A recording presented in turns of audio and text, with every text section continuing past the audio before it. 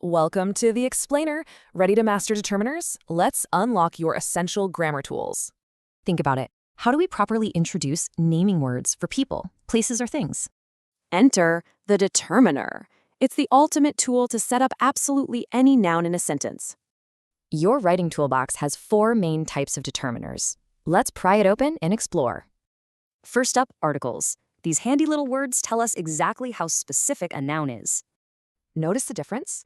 A muscle is general, but the muscle pinpoints one specific pain point. The golden rule is all about sound. Use N before vowels and before consonants. Next up, possessive pronouns. These claim clear ownership, showing a noun directly belongs to someone. Like here, the word her is the possessive pronoun, completely claiming that intricate autograph.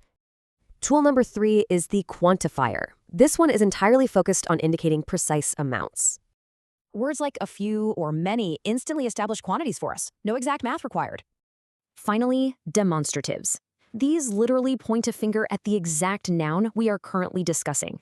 Saying those dictionaries points directly to the books you mean. It really is that simple. Now, let's address a common trap. Does the determiner always have to touch the noun directly? Not always. A descriptive adjective can easily squeeze right between the determiner and the noun. Time for a quick quiz. Look at this sentence. Can you spot the hidden determiners? Nailed it. Some acts as our quantifier, and the and a are our specific articles. What about two determiners? In this sentence, can you find both of them hiding inside? Exactly right. Both some and a few are acting as quantifiers, doing their jobs perfectly.